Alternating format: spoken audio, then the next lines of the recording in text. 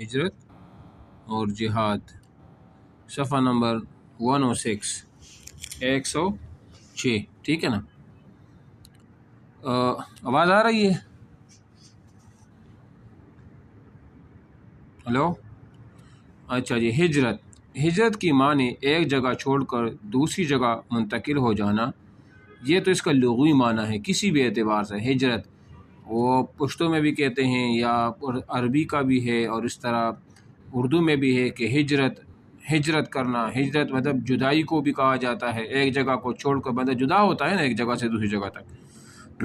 لیکن اسلام میں ہجرت کا مفہوم یہ ہے کہ مسلمانوں کا کسی دوسری جگہ منتقل ہو جانا، کسی ایسی جگہ سے جہاں وہ محکوم اور مظلوم ہو اور برسر اقتدار لوگ انہیں اسلام پر عمل کرنے میں تکلیف دیتے ہو، لہذا ان کی وہاں اسلام پر زندگی گزارنا مشکل ہو۔ تو ایسے حالات میں مسلمانوں کو چاہیے کہ وہ اس زمین کو چھوڑ کر کسی اور جگہ منتقل ہو جائے، البتہ اگر ان کے پاس ہجرت کی وسائل نہ ہو یا کسی اور مجبوری کی وجہ سے ہجرت نہ کر سکتے ہو، تو اس بات کا امکان ہے کہ اللہ انہیں معاف فرمائے، چنانچہ ارشاد باری تعالیٰ ہے۔ دیکھو میری بات غور سے سنو۔ ابتدا میں ارکان اسلام میں سے ہجرت بھی فرض تھا، ابتدا میں ارکان اسلام میں سے ہجرت بھی تھا، یعنی جو باوجود طاقت کے وہ مکہ میں رہتے تھے، اگرچہ وہ خود کو مسلمان بھی کہتے تھے لیکن وہ مسلمان نہیں تھے، کیونکہ ہجرت ارکان اسلام میں داخل تھا۔ اللہ کی طرف، اللہ کے رسول کی طرف سے یہ حکم تھا کہ مکہ سے مدینہ کی طرف وہ ہجرت وہ کر جائے۔ بعد میں یہ حکم جو ہے نا وہ منسوخ ہو گیا، لہذا اب یہ حکم منسوخ وہ ہے۔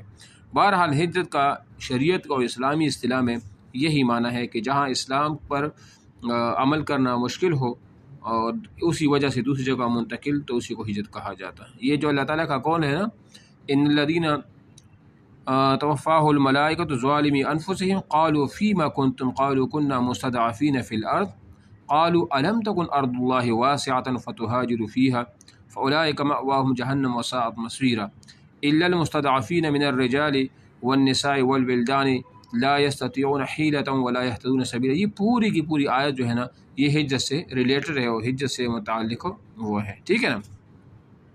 اب آگے یہ ان کا ترجمہ ہے کہ جو لوگ اپنی جانوں پر ظلم کرتے ہیں، جب فرشتے ان کی جان قبض کرنے لگتے ہیں تو ان سے پوچھتے ہیں کہ تم کس حال میں تھے؟ وہ کہتے ہیں کہ ہم ملک میں عاجز اور ناتواں تھے۔ فرشتے کہتے ہیں کیا اللہ کا ملک فراخ نہیں تھا کہ تم اس میں ہجرت کر جاتے؟ ایسے لوگوں کا ٹھکانہ دوزخ ہے اور بری جگہ ہے۔ ہاں، جو مرد اور عورتیں اور بچے بے بس ہیں کہ نہ کوئی چارہ کر سکتے ہیں اور نہ رستہ جانتے ہیں، قریب ہے کہ اللہ ایسے کو معاف کر دے، اور اللہ معاف کرنے والے اور بخشنے والا وہ ہے۔ اور جو شخص اللہ کی راہ میں گھر بار چھوڑ جائے وہ زمین میں بہت سی جگہ اور کشائش پائے گا، اور جو اللہ اس کے رسول کی طرف سے ہجرت کر کے گھر سے نکل جائے پھر اس کو موت آ پکڑے تو اس کا ثواب اللہ کے ذمے ہو چکا، اور وہ بخشنے والا اور مہربان ہے۔ تو اس آیات سے مطلب یہ معلوم ہوا کہ ہجرت کے نتیجے میں ایک مسلمان کو دنیا میں بھی فائدہ ہے اور آخرت میں بھی، جیسا کہ دوسری جگہ اللہ کا ارشاد ہے کہ والذین ہاجروا فی اللہ من بعد ما ظلموا لنبوئنہم فی الدنیا حسنہ، ٹھیک ہے، ولاجر الآخرۃ اکبر۔ یعنی اللہ تعالیٰ فرماتے ہیں کہ جن لوگوں نے ظلم سہنے کے بعد اللہ کے لیے وطن چھوڑ کر، ہم ان کی دنیا میں اچھا ٹھکانہ دیں گے اور آخرت کا اجر تو بہت بڑا ہے، کاش وہ اسے جانتے۔ یعنی وہ لوگ جو صبر کرتے ہیں اور اپنے پروردگار پر بھروسہ وہ رکھتے ہیں، ٹھیک ہے۔ اس کے بعد کہتے ہیں کہ اس طرح ہجرت کرنے والے اللہ تبارک و تعالیٰ کی رحمت کے حقدار بھی قرار پاتے ہیں۔ ارشاد باری تعالیٰ ہے ثم ان ربک للذین ہاجروا من بعد ما فتنوا ثم جاہدوا وصبروا ان ربک بعدہا لغفور الرحیم، ٹھیک ہے نا؟ یعنی پھر جن لوگوں نے بلائیں اٹھانے کے بعد ترک وطن کیا، یعنی مطلب ہجرت کر گئے، پھر جہاد اور ثابت قدم رہے، بے شک تمہارا پروردگار ان آزمائشوں کے بعد بخشنے والا اور رحم کرنے والا وہ ہے۔ بہرحال یہ ساری کی ساری آیتیں ہیں، اسی سے وہ ریلیٹڈ بھی ہیں۔ اب آ جائے بے نمبر پر جہاں پر جہاد کا وہ ذکر ہے، اس کا وہ لغوی اور اصطلاحی معنی وہ دیکھ لیتے ہیں، ٹھیک ہے۔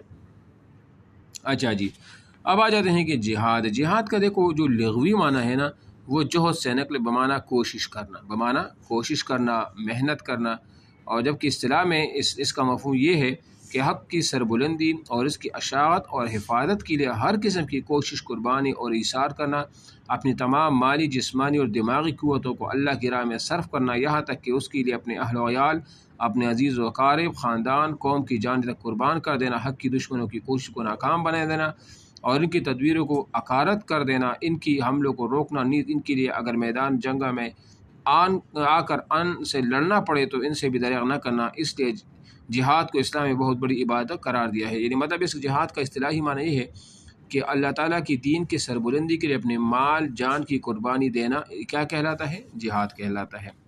اچھا جی، جہاد ایک منظم کوشش کا نام ہے اور اسلام میں اس کی واضح اصول اور ضوابط ہیں۔ بغیر کسی نظم اور امیر کی کوئی شخص یا گروہ اپنی مرضی سے مسلح جدوجہد شروع کرے تو اسے جہاد قرار نہیں دیا جا سکتا۔ جہاد کے لیے ضروری ہے کہ ایک اسلامی ریاست کی طرف سے باقاعدہ اس کا حکم دیا گیا ہو، علماء مجتہدین کی اداروں نے حالات اور اسباب کا بے لاگ جائزہ لے کر ان کے امکان اور ضرورت کا فیصلہ دیا ہو اور اس کا مقصد مظلوم مسلمانوں کی مدد کرنا، اشاعت اسلام کے راستے میں رکاوٹ اور فتنوں کو دور کرنا اور رضا الہی کا حصول ہو، تو یہ جہاد کہلائے گا۔ ٹھیک ہے نا؟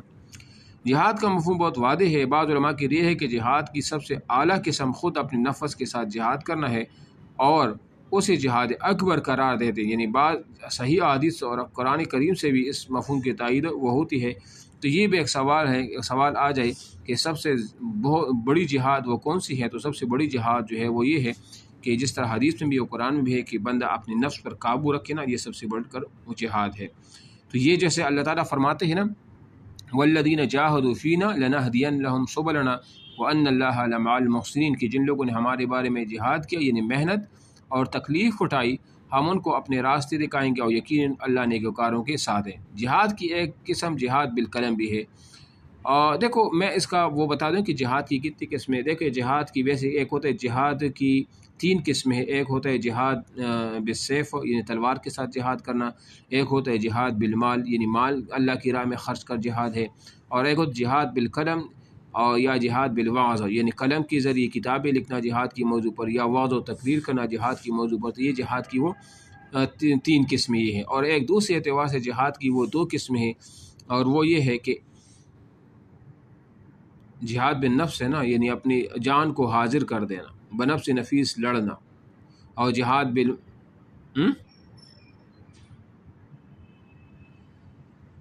3 ہے نا، یہ کو جہاد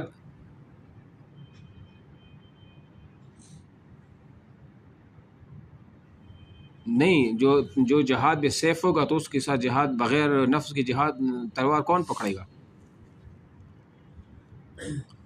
وہ اسی میں ہے نا۔ تو جہاد بالسیف یا جہاد بالنفس کا مطلب یہ ہوتا ہے، اور ایک ہوتا ہے جہاد بالقلم کا مطلب کہ اس کے بارے میں آپ آرٹیکل لکھی، کتابیں لکھی، رسالے لکھی، اور تیسرا جو ہے نا وہ جہاد بالمال ہے کہ آپ چندہ دے دیں۔ ٹھیک ہے نا؟ اور ایک دوسری جہاد یہ بھی آپ نوٹ کر لیں اپنے پاس کہ جہاد کی 2 قسم، ایک ہوتے ہے جہاد اقدامی اور دوسرا ہوتا ہے جہاد دفاعی۔ جہاد اقدامی کا مطلب یہ ہوتا ہے کہ ایک مسلمان ملک کسی کافر ملک پر حملہ کر دے تو اس کو جہاد اقدامی کہا جاتا ہے، کیونکہ اس میں اقدام ہے۔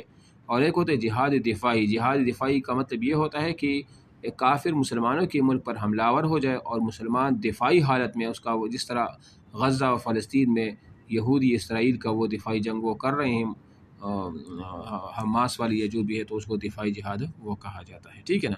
تو یہ ان کی کیا ہو گئی ہے، یہ ان کی وہ اقسام وہ ہو گئی ہے۔ سمجھ آ رہی میری بات؟ اب آ جائے ادھر، یہ اس کو نبی علیہ السلام کی سیرت اور ارشادات اس کو پڑھ لیتے ہیں۔